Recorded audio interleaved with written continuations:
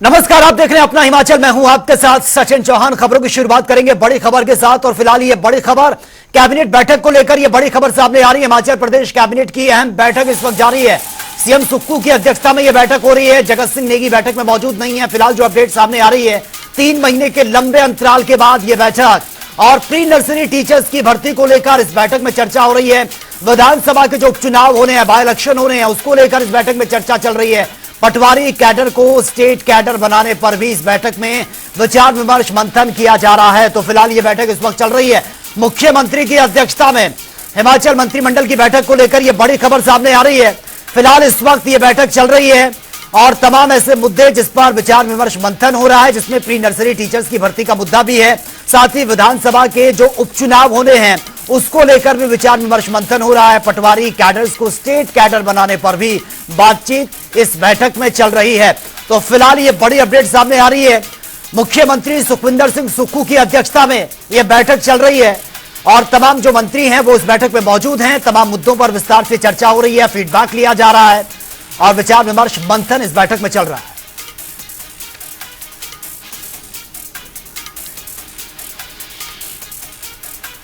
और ज्यादा जानकारी के साथ विकास शर्मा ब्यूरो चीफ हैं हिमाचल प्रदेश के, इस वक्त सीधा हमारे साथ लाइव बने हुए हैं।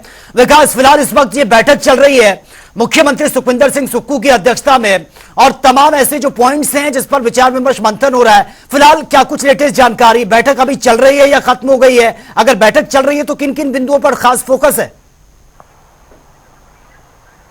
देखिए, अभी जो है बैठक जारी है और बैठक को कई मायनों में अहम इसलिए भी माना जा रहा है क्योंकि देखिए 3 महीने के एक लंबे अंतराल के बाद इस बैठक का आयोजन किया गया है। मुख्यमंत्री इस बैठक की अध्यक्षता कर रहे हैं और कई ऐसे लंबित मामले जो कि पिछली बैठकों में जो है ये माना जा रहा था कि वो एजेंडा आइटम्स जो है वो इस बैठक में आएंगे, लेकिन नहीं आ पाए। अब उनको कैरी फॉरवर्ड किया गया है और अब इस बैठक में उन एजेंडा आइटम्स को लाया गया है। हालांकि एजेंडा जो है उसे पूरी तरह से गुप्त रखा गया है, मीडिया को बहुत हद तक जानकारी नहीं है, लेकिन हमारे सूत्र जो है ये कहते हैं कि एनटीटी भर्ती जो है उसके लिए शिक्षा विभाग की तरफ से एक प्रस्ताव यहां पर भेजा गया है राज्य सरकार को।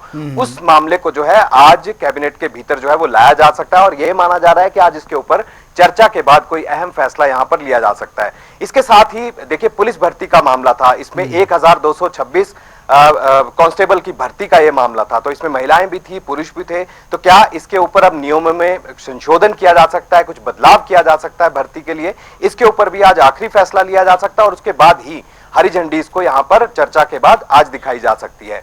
इसके अलावा और भी कई ऐसे मसले हैं और यह भी माना जा रहा है कि युवाओं के लिए आज रोजगार के नए साधन जो है वो मिल सकते हैं। अलग अलग विभागों में नई नियुक्तियां की जा सकती हैं, रिक्त पड़े पदों को यहां पर भरा जा सकता है और इसके साथ ही जो अलग अलग विभागों की तरफ से जो प्रस्ताव आए हैं उनके ऊपर चर्चा होगी और चर्चा के बाद उन प्रस्तावों के ऊपर कोई अंतिम फैसला आज लिया जा सकता है। इसके अलावा 3 उपचुनाव जो है हिमाचल प्रदेश में प्रस्तावित है, जिनकी घोषणा हो चुकी है। 10 जुलाई को मतदान होना है।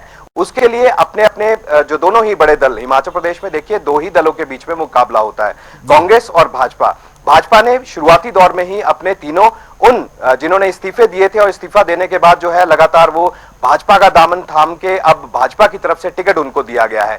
इन तीनों के लिए कौन सा बड़ा चेहरा जो है वो कांग्रेस का हो सकता है, इसके लिए 2 सीटों पर अभी फिलहाल घोषणा कर दी गई है। पुष्पेंद्र वर्मा है, डॉक्टर हैं, उनको हमीरपुर सीट से जो है उन्होंने कांग्रेस ने जो है उनके ऊपर विश्वास जताया, उनको यहां पर जो है टिकट मिला है, उसके ऊपर जो है मुहर लगी है। इसके अलावा हरदीप बावा पहले में भी पूर्व में चुनाव जो है वो लड़ चुके हैं नालागढ़ विधानसभा सीट से, उनको जो है वहां पर इस बार टिकट दिया गया है। तो ये दोनों ही जो विधानसभा सीटें हैं इनके ऊपर अपने उम्मीदवार को तय कर लिया गया है, लेकिन जो देहरा विधानसभा सीट है उसके ऊपर अभी भी अपने प्रत्याशी को बिल्कुल। विकास, आपके पास में आऊंगा, इसी खबर पर आपके पास में आऊंगा। पहले अपडेट करवा देते हैं अपने दर्शकों को। ये बड़ी एक और खबर सामने आ रही है, ये बड़ी खबर आप तक पहुंचा रहे हैं। देखिए, सीएम सुक्खू का आज दिल्ली का दौरा है, हेलीकॉप्टर से करीब 3 बजे वो जाएंगे, यानी कि 1 घंटे से भी कम का समय अब बचा है। तो शाम करीब 4 बजे के आसपास वो दिल्ली पहुंचेंगे। कांग्रेस हाईकमान से मुलाकात कर सकते हैं क्योंकि देहरा विधानसभा सीट के प्रत्याशी को लेकर चर्चा हो रही है। और विकास इस वक्त हमारे साथ सीधा लाइव बने हुए हैं। विकास, फिलहाल मुख्यमंत्री के दौरे को लेकर भी खबर सामने आ रही है कि 3 बजे उनका हेलीकॉप्टर उड़ान भरेगा दिल्ली के लिए और लगभग 4 बजे के आसपास दिल्ली वो पहुंचेंगे। लेकिन जो सबसे बड़ा सवाल है देहरा विधानसभा सीट, जिस पर ये सस्पेंस है, अब तक कांग्रेस की तरफ से प्रत्याशी के नाम का ऐलान नहीं किया गया, खबरें ये भी आ रही हैं। कि हो सकता है कि मुख्यमंत्री की जो पत्नी है, धर्म पत्नी है, उनको टिकट मिल सकता है। आज दिल्ली पहुंच रहे हैं, क्या कुछ दिल्ली में रहेगा और कौन से नाम इस वक्त आगे चल रहे हैं? खबर यह भी है कि उनको एक जगह से ऑफर भी मिल रहा है बीजेपी के नेता की तरफ से। देखिए बिल्कुल, और क्योंकि ये इसलिए भी अहम हो जाता है ये उपचुनाव, क्योंकि लगातार हमने देखा कि जिस तरह से राज्यसभा का जब चुनाव हुआ, राज्यसभा में वोटिंग हुई, उसके बाद से सियासी समीकरण जो है हिमाचल प्रदेश के जरा डामाडोल जो है वो नजर आए। लेकिन उसके बाद किसी तरह से सरकार ने परिस्थितियां संभाली और पूरे का पूरा फोकस जो है 6 उपचुनाव के ऊपर राज्य सरकार का रहा है, कांग्रेस पार्टी का रहा है। तो ऐसे में 4 सीटों पर जीत जरूर उन्हें मिली है, लेकिन 2 पे नुकसान भी देखना पड़ा है। इसके अलावा अब कांग्रेस की रणनीति आगे क्या रहने वाली है, किस तरह से कांग्रेस जो है वो आगे अब फूक फूक कर कदम यहां पर रख रही है, वो इसलिए भी क्योंकि देखिए 3 उपचुनाव बेहद ही जरूरी हो जाता है, बहुत ही अहम हो जाता है। और ऐसे में भाजपा अपना दावा कर रही है, कांग्रेस अपना दावा कर रही है, लेकिन चेहरा आखिरकार कौन ऐसा होगा जिसके ऊपर जनता भरोसा जताए और जीत जो है यहां पर उस पार्टी के कैंडिडेट की यहां पर हो, उस पार्टी की यहां पर हो। तो इसको लेकर जो है जरूर ध्यान दिया जा रहा है। दोनों दलों की तरफ से आमने सामने की लड़ाई है, 2 ही दल इस समय चुनावी मैदान में है, भाजपा और कांग्रेस। हालांकि नाराजगी जरूर तीनों ही विधानसभा सीटों पर जो है प्रत्याशियों के टिकट देने के बाद जरूर सामने आ रही है। भाजपा के जो अपने ही परिवार के लोग हैं वो जरूर नाराज हैं कि ऐसे जो लोग जिन्होंने पहले आजाद चुनाव जो है आजाद प्रत्याशी के तौर पर चुनाव लड़ा, विधानसभा पहुंचे, आखिरकार क्या ऐसे कारण हैं? कांग्रेस भी ये लगातार सवाल पूछ रही है कि क्या ऐसे कारण थे जिन्होंने वो इस्तीफा यहां पर उनको देना पड़ा और उसके बाद के इस तरह से हालात पैदा हो गए कि अब तीनों ही सीटों पर फिर से एक बार उपचुनाव यहां पर हो रहा है। तो इससे एक नाराजगी का माहौल जो है वो जरूर है, पार्टियों के भीतर में भी है, क्योंकि अब 2 सीटों पर कांग्रेस ने अपने प्रत्याशियों का घोषणा यहां पर कर दी है। देहरा उपचुनाव जो है, देहरा विधानसभा जो है, वहां पर जरूर अभी परिस्थितियां ऐसी बनी हुई हैं कि आखिरकार टिकट किसको दिया जाए, कौन ऐसा चेहरा होगा जो होशियार सिंह के मुकाबले वहां पर अपनी पकड़ बनाए हुए है या फिर जनता के बीच में अपनी पकड़ बनाए हुए है, अपनी छवि वहां पर बनाए हुए है। तो ये तमाम चीजों, इन सारे फैक्टर्स को जो है कांग्रेस पार्टी देख रही है। मुझे लगता है अगले 24 या 48 घंटे के अंदर जरूर इस सीट के ऊपर भी अपने प्रत्याशी की घोषणा होगी। चर्चा इस बात को लेकर है कि मुख्यमंत्री की जो धर्मपत्नी है कमलेश ठाकुर, वो यहां से चुनाव लड़ सकती हैं क्योंकि उनका मायका वहां पर है और उनके परिवार की एक अच्छी छवि वहां पर है, अच्छी पकड़ उनकी वहां पर है। तो एक बड़ा फैक्टर है। और इसके साथ साथ एक अहम जानकारी और है, देखिए ब्लॉक कांग्रेस कमेटी होती है वो वहां पर एक्टिव है और उस कमेटी ने एक प्रस्ताव वहां पर पारित किया है जिसके अंदर ये साफ तौर पर कहा गया है कि मुख्यमंत्री या कांग्रेस पार्टी किसी भी कैंडिडेट को यहां पर उतारा जाता है, कांग्रेस का टिकट दिया जाता है, तो पूरी तरह से एकजुटता के साथ कांग्रेस पार्टी और जितने भी कार्यकर्ता है पूरी तरह से उनके साथ होंगे और उनको जिताने की पूरी कोशिश जो है वो यहां पर की जाएगी। तो एक बड़ा प्रस्ताव है। और ऐसे में अब मुख्यमंत्री आज जो है वो दिल्ली दौरे पर जा रहे हैं। दिल्ली दौरे पर जाने के लिए, क्योंकि पिछली बार भी वो दिल्ली दौरे पर थे और वहां पर जो मल्लिकार्जुन खड़गे हैं, राष्ट्रीय अध्यक्ष हैं AICC के, तो उनके साथ मुलाकात होनी थी, लेकिन वहां पर किसी वजह से वो अचानक से कहीं बाहर चले गए, जिसकी वजह से दिल्ली से बाहर होने के बावजूद उनकी मुलाकात वहां पर नहीं हो पाई। लेकिन आज मुलाकात के लिए पहले ही समय लिया गया है, लिहाजा तय माना जा रहा है कि आज चर्चा होगी।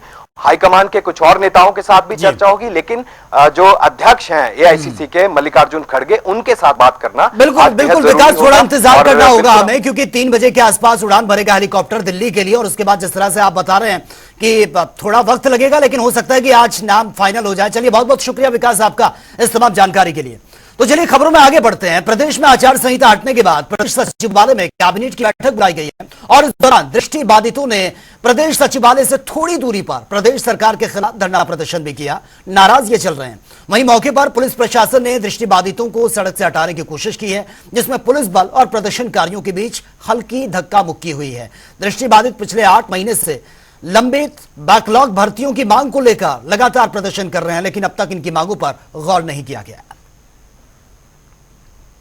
इस सड़कों पे जो हमारे उतरने का मेन कारण है वो हमारी मजबूरी बोल सकता हूँ मैं अपने हिसाब से, क्योंकि सभी लोग जानते कि हम पिछले 8 महीनों से धरने पे बैठे हैं और जितनी हमारी बैकलॉग का बड़े बड़े डिपार्टमेंट जो हमारा बैकलॉग का कोटा बचता है, हम उसके पाने के लिए सड़कों पे उतरे हैं। पिछले 8 महीनों से हम धरने पे बैठे हैं, लेकिन प्रदेश सरकार के साथ हमारी जितने भी मीटिंग आज तक हुई वो प्रदेश सरकार ने हमें आश्वासन दिया, झूठी गोलियां खिलाई, मीठी गोलियां खिलाई, जो कि जिससे कि किसी के घर बरसर नहीं चल सकता। हम चाहते हैं कि जितने भी डिपार्टमेंट हमारे बैकलॉग का कोटा है वो एक लगत और जितने भी डिपार्टमेंट में बड़े बड़े डिपार्टमेंट में हमारा बैकलॉग का कोटा बचता है। हम चाहते हैं सरकार से कि वो भर्ती मिले थ्रू भरा जाए, ताकि जितने भी हमारे दिव्यांग साथी है, दृष्टिहीन साथी है, उनका गुजर बसर चल सके, उनका परिवार चल सके। तो चलिए खबरों में आगे बढ़ेंगे एक और बड़ी खबर के साथ। और फिलहाल ये बड़ी खबर सामने आ रही है बीजेपी प्रत्याशी को लेकर। आशीष शर्मा ने अपना नामांकन दाखिल कर दिया, नॉमिनेशन फाइल उन्होंने किया और हमीरपुर विधानसभा उपचुनाव से बीजेपी के प्रत्याशी हैं। और इस वक्त अनुराग ठाकुर और जयराम ठाकुर भी मौजूद रहे जब ये नॉमिनेशन फाइल किया गया और प्रदेश बीजेपी का शीर्ष नेतृत्व भी मौके पर मौजूद रहा है। और खबर यही है कि नामांकन के बाद विशाल जनसभा का आयोजन को लेकर भी बड़ी खबर ये सामने आ रही है। तो देखिए, नॉमिनेशन फाइल किया गया है आशीष शर्मा की तरफ से, बीजेपी के प्रत्याशी हैं। हमीरपुर से मैदान में उनको उतारा है पार्टी ने, जहां पर ये बाय इलेक्शन होना है और आज उन्होंने अपना नामांकन ही दाखिल किया। बहुत अच्छा रिस्पांस है। भारतीय जनता पार्टी का पूरा नेतृत्व जो प्रदेश का है वो मेरे साथ है। यहाँ के जो संगठन के लोग हैं सारे इकट्ठे मिलकर हम काम कर रहे हैं, क्योंकि अभी लोकसभा के भी चुनाव हुए और भारतीय जनता पार्टी के हमारे आदरणीय प्रत्याशी जो हैं अनुराग सिंह ठाकुर जी, उनको हमने यहाँ से करीब 16,000 मतों से बढ़त मेरी कंस्टिट्यूंसी से मिली है। और मुझे पूर्ण विश्वास है कि जिस तरह से लोकसभा का चुनाव हमने लड़ा है वैसे ही यहाँ से विधानसभा का चुनाव भी लड़ेंगे। पिछली बार 13,000 मतों से मुझे लोगों ने जिताया था यहाँ से, और मुझे पूर्ण विश्वास है कि उससे बड़ी जीत इस बार दर्ज करेगी हमीरपुर की जनता। अपनी ओर से शुभकामनाएं देता हूं हमीरपुर से भारतीय जनता पार्टी के लोकप्रिय प्रत्याशी और हमारे विधायक आशीष शर्मा जी को। पिछली बार भी शानदार चुनाव उन्होंने जीता था, इस बार भारतीय जनता पार्टी की टिकट से लड़ रहे हैं। और जिस तरह से आपने देखा जनता में जोश और उत्साह है भारतीय जनता पार्टी के प्रति और गुस्सा है कांग्रेस के प्रति। हमीरपुर की पांचों सीटों में लोकसभा में भी हमें लीड मिली और अब विधानसभा के उपचुनाव में भी भारतीय जनता पार्टी जीतेगी। बहुत उससे शुभकामनाएं उनको। और मैं देख रहा हूं कि बड़े जोश के साथ लोगों ने हिस्सा लिया आज के नॉमिनेशन में, लेकिन मुझे इतना जरूर लगता है ये बहुत ही दुर्भाग्यपूर्ण परिस्थिति है कि चुनाव के बाद फिर चुनाव, और ये चुनाव लोकसभा के चुनाव के साथ किए जा सकते थे और 6 उपचुनाव जो और हुए विधानसभा के उसके साथ किए जा सकते थे। ये चुनाव अलग से करने के लिए अगर कोई दोषी है और इसके लिए जो खर्चा जो अलग से पड़ रहा है उसके लिए अगर कोई दोषी है तो हिमाचल प्रदेश में मुख्यमंत्री दोषी हैं, विधानसभा के अध्यक्ष महोदय दोषी हैं। और लेकिन मुझे इस बात की खुशी है कि जीत भारतीय जनता पार्टी के तीनों उपचुनाव में होगी, ये तय है। बहुत ऑपरेशन लोटस का सवाल नहीं है। जनता ने फतवा दिया है 68 में 61 के ऊपर और बीजेपी की लीड है। कांग्रेस के लोग हारे हैं, इनके सारे मुख्यमंत्री अपने अपने सारे मंत्री अपने अपने विधानसभा क्षेत्रों में चुनाव हारे हैं। वही जनता का फतवा है। 6 CPS बनाए, आने वाला है परिणाम, दोबारा वो भी आएंगे चुनाव के अंदर। इसलिए बहुत लंबा समय नहीं है। ये तो जनहित ना करने के कारण जाने वाले हैं, ऑपरेशन लोटस की जरूरत नहीं पड़ेगी। इन्होंने तो अपने कर्म ऐसे किए जिसके कारण जाने वाले। उससे शुभकामनाएं। खबर पर ज्यादा जानकारी के साथ संवाददाता अशोक राणा इस वक्त हमारे साथ बने हुए हैं फोन लाइन पर। अशोक, आज ये नॉमिनेशन फाइल किया गया आशीष शर्मा की तरफ से, हमीरपुर से बीजेपी के प्रत्याशी जिनको मैदान में उतारा गया। हम दिग्गजों के बयान हमने सुने, बहुत ही कॉन्फिडेंट पार्टी नजर आ रही है। फिलहाल जमीनी स्तर पर तस्वीरें क्या कुछ बयां कर रही हैं? और खबर यह भी है कि आगे जो विशाल जो है जुलूस निकाला जाएगा, उसको लेकर क्या तैयारियां चल रही हैं? बिल्कुल, आज जो है भाजपा के जो प्रत्याशी आशीष शर्मा, आज उन्होंने अपना नामांकन पत्र दाखिल कर दिया है और गांधी चौक पर जो है कि विशाल जनसभा को भी आयोजित किया गया है। इस दौरान जो नेता प्रतिपक्ष जयराम ठाकुर ने कहा कि बार बार जो हिमाचल प्रदेश में चुनाव हो रहे हैं उनके लिए जिम्मेदार मुख्यमंत्री और विधानसभा अध्यक्ष हैं। जी बिल्कुल अशोक, लेकिन कितनी आश्वस्त पार्टी नजर आ रही है? इससे पहले लोकसभा चुनाव के परिणामों की बात करें, उसमें तो अच्छा रिस्पांस मिला है, लेकिन उससे पहले जो बाय इलेक्शन हुए हैं 6 सीटों पर 2 ही सीटें ये बीजेपी के खाते में आई हैं, 4 सीटों में कांग्रेस को जीत मिली है। इन जो अब बाय इलेक्शन ये दोबारा से हो रहे हैं, इसमें कितनी आश्वस्त नजर आ रही है? जमीनी स्तर पर क्या कुछ तस्वीरें देखने को मिल रही हैं? जी बिल्कुल सही कहा। भाजपा को जो है लोकसभा चुनाव में जो हमीरपुर की 5 विधानसभा सीटों में जो है बढ़त मिली है, लेकिन मौजूदा समय में अभी जो हालात ऐसे हैं कि जो कांग्रेस में यहाँ पे प्रत्याशी आशीष कांग्रेस ने जो पुष्पेंद्र वर्मा जो प्रत्याशी हमीरपुर से उतारा है और आशीष शर्मा जो भाजपा के प्रत्याशी है, दोनों में जो है काफी टक्कर देखने को मिल रही है। क्योंकि आपको बता दें कि मुख्यमंत्री का जिला होने के चलते जो है यहाँ पर जो है मुख्यमंत्री पूरी जोर आजमाइश करेंगे ताकि यहाँ से जो है सीट निकाली जा सके। जी बिल्कुल अशोक, लेकिन किसी भी इलेक्शन की बात करें, खासतौर से हिमाचल प्रदेश की, यहाँ पर सिर्फ दो ही पार्टियां लीड रोल में रहती हैं, बीजेपी और कांग्रेस। अब कांटे की टक्कर है, दोनों तरफ से अपने अपने जो प्रत्याशी मैदान में उतारे गए हैं। अब किस तरीके से अब ये आगे मुकाबला देखने को मिल रहा है, क्योंकि बयानों से हटकर अगर हम जमीनी स्तर की बात करें, वहां पर किसकी पकड़ और जनता की तरफ से क्या कुछ रिस्पॉन्स मिल रहा है? देखिए जी, भाजपा जो है अपना प्रचार जो है काफी दिनों से करना शुरू कर दिया था, लेकिन जो स्थिति देखी जाए कि हमीरपुर में अभी कांग्रेस जो अपना प्रचार करने में ना के बराबर ही है। ना तो इनका कोई बड़ा नेता भी हमीरपुर में पहुंच पाया है और ना ही इन्होंने अपना चुनाव प्रचार आरंभ किया है। लेकिन भाजपा जो है लगातार जो है आशीष शर्मा जो है जनता के बीच जा रहे हैं और उनका कहना है कि जनता उन्हें अच्छा रिस्पॉन्स दे रही है। हालांकि जो शहरी क्षेत्र है हमीरपुर का, वो कहीं ना कहीं जो है भाजपा से नाराज नजर आ रहा है, क्योंकि लोगों का यही कहना है कि आशीष शर्मा ने जो है पार्टी एक आजाद प्रत्याशी के तौर पर यहाँ से चुनाव लड़ा था, लेकिन फिर उन्होंने अब दोबारा से भारतीय जनता पार्टी में शामिल होकर जो है चुनाव लड़ा है, विधायक ही रहेंगे। तो ये जो लोगों के सवाल हैं, इनको लेकर थोड़ा तो जो है हमीरपुर में नाराजगी चल रही है। जी ठीक है, चलिए अशोक, बहुत बहुत शुक्रिया फिलहाल आपका इस तमाम जानकारी के लिए। चलिए खबरों में आगे बढ़ते हैं। बीजेपी के प्रदेश अध्यक्ष राजीव बिंदल ने बड़ा बयान दिया है। उन्होंने वर्तमान सुक्खू सरकार पर जमकर निशाना साधा और कई मुद्दों पर बिंदल ने सुक्खू सरकार को जमकर घेरा भी है। वहीं सुक्खू का पर जल संकट को लेकर भी ये तमाम तरीके के आरोप लगाए हैं, क्योंकि जल संकट इस वक्त सबसे बड़ा मुद्दा बना हुआ है।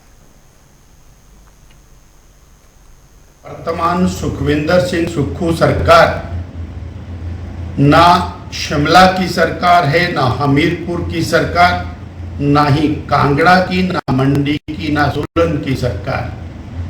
ये सरकार केवल मित्रों की सरकार, मित्रों के द्वारा सरकार और मित्रों की भलाई के लिए चलाई जा रही सरकार। ऐसा कभी नहीं हुआ कि दर्जनों ऐसे लोग जो कभी चुने नहीं गए, विधायक नहीं बने, उनको सरकारी खजाने के ऊपर बोझ डालते हुए और कैबिनेट रैंक दे दिया जाए और वो सिलसिला जारी रहे।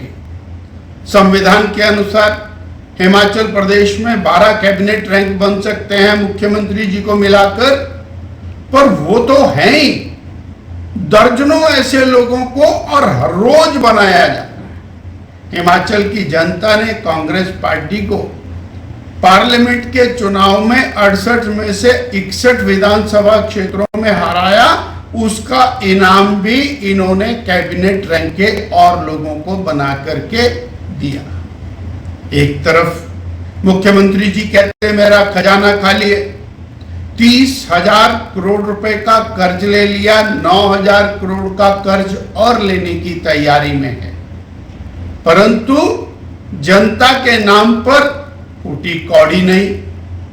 पूरे प्रदेश में पीने के पानी के लिए त्राही त्राही मची है और ये बात कोई सब जगह की नहीं।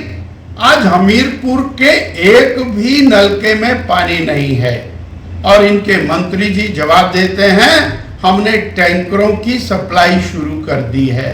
यानी अब नया घोटाला सामने आने वाला है, टैंकर घोटाला, वो भी मित्रों की भलाई के लिए। और पांवटा साहिब के पूर्व विधायक किरनेश जंग ने प्रेस कॉन्फ्रेंस की। इस दौरान उन्होंने बताया कि मुख्यमंत्री सुखविंदर सिंह सुक्खू ने महिलाओं से जो वायदे किए थे उन वायदों को सरकार ने पूरा किया है। पांवटा साहिब में 18 सालों से अधिक हर पात्र महिला को 1500 रुपए की राशि प्रदान की जा रही है। हिमाचल कांग्रेस पार्टी ने और सुखविंदर सिंह सुक्खू जी ने जो जनता से वादा किया था 18 साल से ऊपर की जो महिला होगी उसको 1500 रुपये देंगे, वो आज सुखविंदर सिंह सुक्खू जी ने और उनकी कैबिनेट ने वो पूरा करके दिखाया है। और आज पूरे तमाम हिमाचल में इस का फ़ायदा महिलाओं को मिल रहा है। और हमारी कॉन्स्टिट्यूंसी पांवटा साहिब में कम से कम 1500 महिलाओं को इसका फ़ायदा पहुंचा है। और जो भी फॉर्म फ्यूचर में भरेंगे उनको इसका लाभ मिलेगा।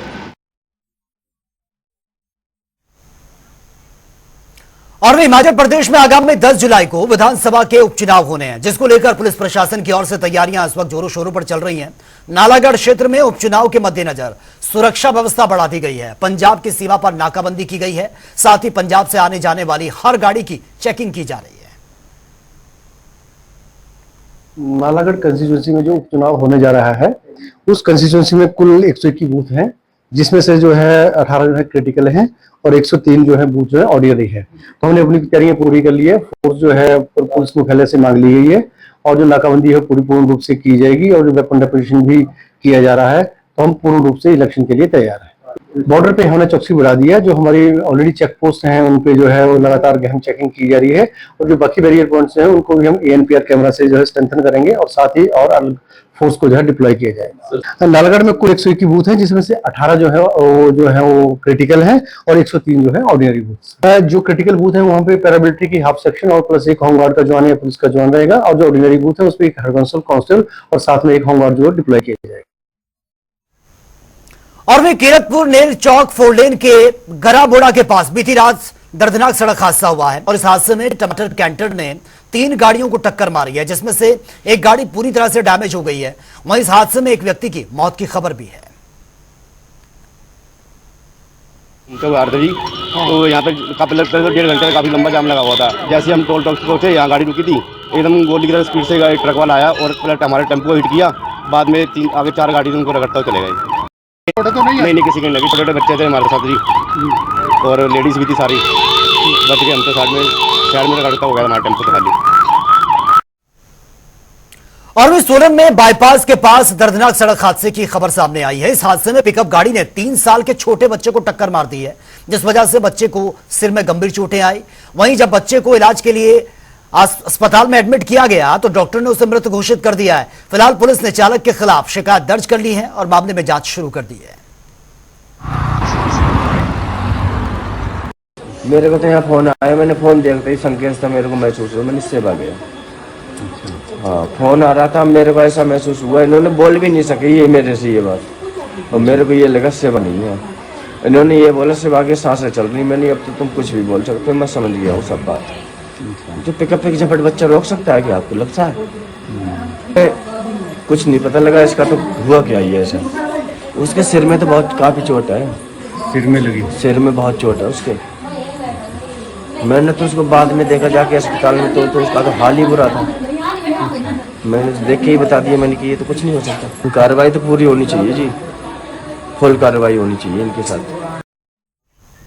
तो फिलहाल इस बुलेटिन में मेरे साथ इतना ही, लेकिन तमाम खबरों के लिए आप बने रहिए जनता टीवी के साथ। नमस्कार।